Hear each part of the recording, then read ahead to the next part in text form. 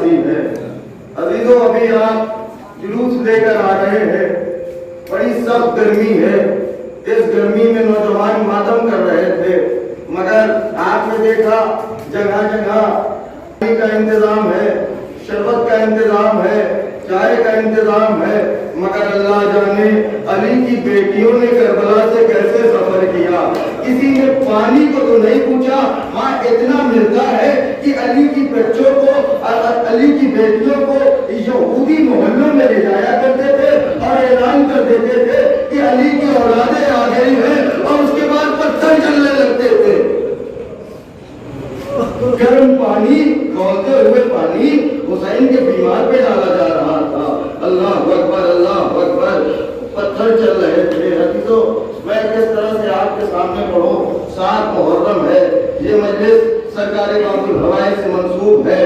انشاءاللہ مجلس کے بعد نوجوان دونوں ہاتھوں سے ماتم کریں گے، انشاءاللہ دونوں ہاتھوں سے ماتم کریں گے، اس لیے کہ اس کی مجلس ہے کہ جس کے ہاتھ کاٹ دیے گئے، اللہ اکبر، یہ اس کی مجلس ہے کہ جس کے بازو قلم ہو گئے۔ عزیزوں کیا مجلس اگر سرکار باب الہوائے سے منسوب ہو جائے تو اس مجلس کی کیا اہمیت ہے۔ ایک میں آپ کو روایت سنا دوں اور آپ کی ذہن واقعہ سناؤں اور آپ کی ذہن تمام کروں۔ ایران کے شہر میں ایک مجلس ہو رہی تھی، مجلس جناب عباس سے منسوب تھی، لوگ اس مجلس میں جا رہے تھے۔ ایک شخص معذور تھا جو چل نہیں سکتا تھا، تو اس نے اپنے گھر والوں سے کہا بھائی یہ میرے مولا کی مجلس ہے، اگر ہو سکے تو مجھے بھی لے چلو۔ لوگ اس کو اس مجلس میں لے کر آئے۔ عزیزوں مجلس ختم ہوئی، ماتم شروع ہوا، اور اگر ماتم میں جناب عباس کا نام آ جائے تو پھر کیا کیفیت ہوتی ہے۔ دونوں ہاتھوں سے نوجوانوں نے ماتم شروع کیا۔ لوگوں نے دیکھا کہ کچھ دیر بعد وہ معذور اپنی جگہ سے کھڑا ہوا اور دونوں ہاتھوں سے ماتم شروع کر دیا، یا عباس یا عباس یا عباس۔ اب لوگوں نے جب یہ کیفیت دیکھی تو طرف طرف کے رو بھی رہے تھے اور ماتم کر رہے تھے۔ دوپہر میں یہ مجلس شروع ہوئی تھی اور رات کے 9 بجے تک کی مجلس چلتی رہی، ماتم ہوتا رہا۔ جب مجلس ختم ہو گئی تو لوگ اس کے پاس آئے اور آنے کے بعد کہا بھائی تیرا ہاتھ تو اٹھتا نہیں تھا، تو چل تو سکتا نہیں تھا، تو کھڑا کیسے ہو گیا؟ کہا بھائی سنو، جب مجلس ہو رہی تھی تم لوگ ماتم کر رہے تھے تو میں نے دیکھا ایک شخص میرے پاس آیا، اس نے آ کے کہا تو میرا ماتم کھڑے ہو کے کیوں نہیں کرتا، تو ہاتھ اٹھا کے ماتم کیوں نہیں کرتا؟ وہ کہنے لگا میں تو معذور ہوں۔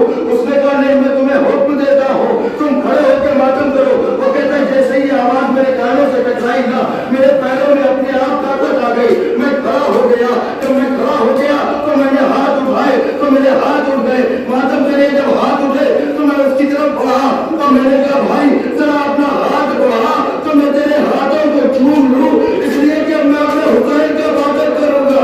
اس نے زور سے نظر آ گئی کہ اے بھائی میرا ہاتھ تو کربلا میں قلم ہو گیا۔ میں اللہ سے دعا مر اللہ ان آوازوں پر اپنی رحمتیں نازل کرے۔ خدا آپ کو کوئی غم نہ دے سوائے غم حسین کے۔ مصائب کے 2 جملے سنیے اور آپ کی رحمت تمام کرو۔ عزیزو جناب عباس کا بچپنا ہے، کمسینی کا عالم ہے جناب عباس کا۔ امام حسین علیہ السلام کے 7 سال جناب عباس کہتے ہیں کہ ایک بار امام حسین علیہ السلام نے کہا بھیا عباس، ہاتھ چھوڑے جناب عباس آ گئے، جی میرے آقا۔ کہا بھیا ہمیں پیاس لگی ہے۔ جیسے ہمارا عباس اسلام فوراً دوڑتے ہوئے گئے اور مشک میں پانی لے کر امام حسین علیہ السلام کے سامنے حاضر ہو گئے، نیچے میرے آقا۔ جیسے ہی آقا حسین نے عباس کو دیکھا، پانی کو دیکھا، مشک کو دیکھا، آنکھوں سے آنسو بہنے لگے۔ کمسینی کا عالم ہے جناب عباس کا۔ کہا آقا کیا مجھ سے دیر ہو گئی آنے میں؟ کہا نہیں عباس دیر نہیں ہوئی، میں نے آج ایک آواز دی تم دوڑتے ہوئے میرے پاس آ گئے۔ اے عباس ایک وقت ہوگا کہ ہم تمہیں بار بار پکاریں گے، اے بھیا ہم تمہیں بار بار پکاریں گے، مگر اے عباس تم ہمیں آواز نہ دو گے۔ اب کمسینی کا عالم ہے جناب عباس کا۔ جناب عباس سوچنے لگے کہیں ایسا تو نہیں ہے، انشاءاللہ بہت روئیں گے آپ، بہت گریہ کریں گے، کہیں ایسا تو نہیں ہے کہ رات میں किसी पहर मेरा आका मुझे आवाज दे और मैं सोता रह जाऊं।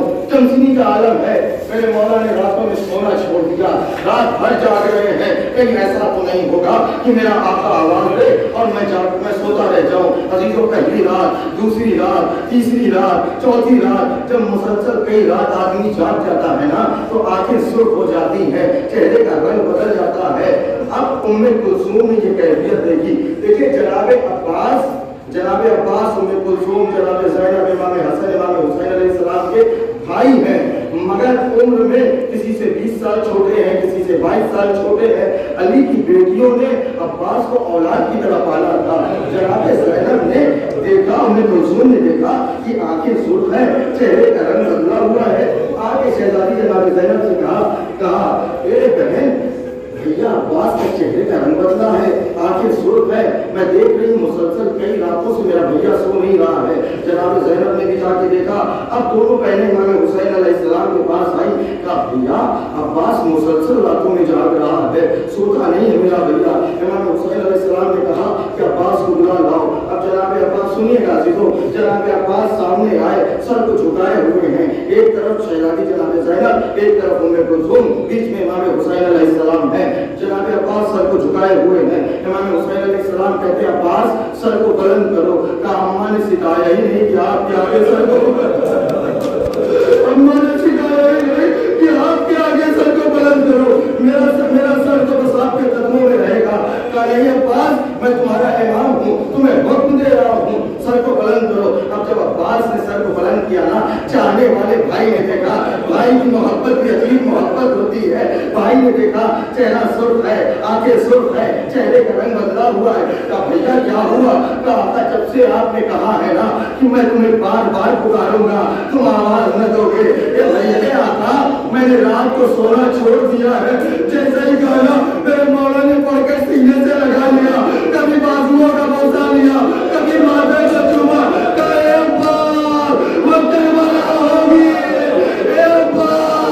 जब अकबर का जनाजा उठाएंगे तो तुम्हें पुकारेंगे, जब असगर की कब्र बनाएंगे तो तुम्हें पुकारेंगे। ए अब्बास, तुम चाले कटाकर दरिया पर सो जाओगे, वो रोए आप खूब पुरसा दिया, अल्लाह आपके आंसुओं को रुमाले फातिमा में जगह मिले। अजीजों नीचे करबला का मैदान आ गया, अब्बास चाले कटाकर सो गए।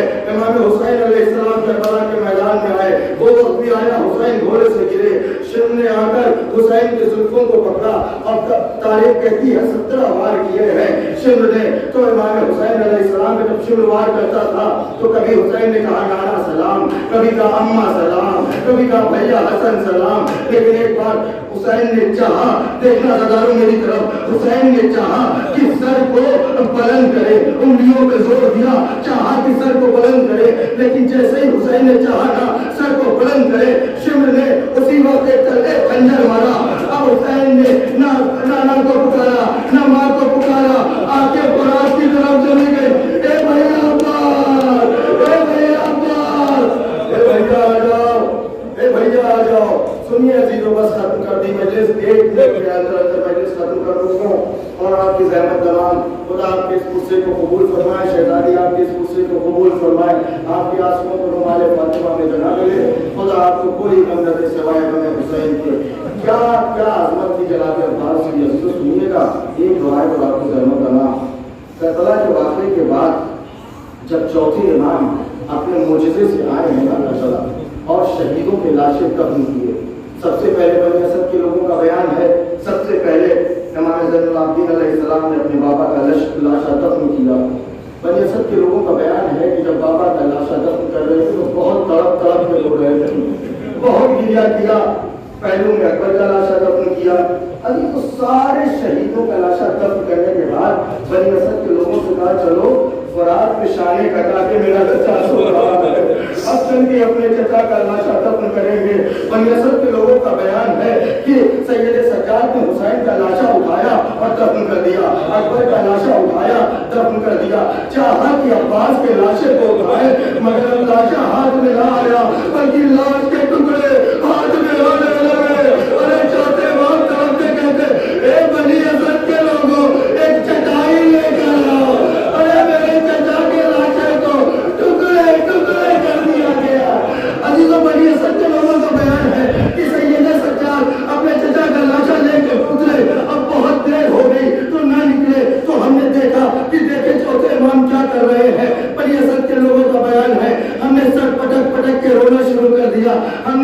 دیکھا تو دیکھا چوتھے امام تڑپ تڑپ کے رو رہے تھے، کہنے تھے اے چچا جب تک آپ زندہ تھے کسی کی ہمت نہ تھی کہ ہاتھوں میں زنجیریں ڈالتا، اے چچا آپ کے بعد سکینہ کو تماچے مارے جا رہے، اے چچا ہمیں پتھر مارے جا رہے ہیں، اے چچا جسے کانوں پہ بالیاں پہنائی تھی اس کو اونٹ کی پیٹھ پہ باندھ دیا گیا ہے، اے چچا آپ کی بھتیجی تڑپ رہی ہے، اے میرے چچا جب سے آپ گئے ہیں انہوں نے ظلم کی انتہا